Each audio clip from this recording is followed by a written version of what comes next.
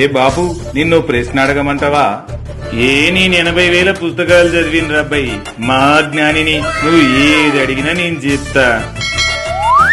Iron leg అంటే ఏంది బాబు? ఇక ఆడబోతే ఆడ నాశనం చేసేటోడిని ఐరన్ లెగ్ అంటారు. సరే కదట పోని, మరి ఐరన్ హ్యాండ్ అంటే? ఇక కలిసిన ప్రతి ఒక్కరిని నాశనం పట్టిస్తారు చూడు, వాడిది ఐరన్ హ్యాండ్ అంటారు.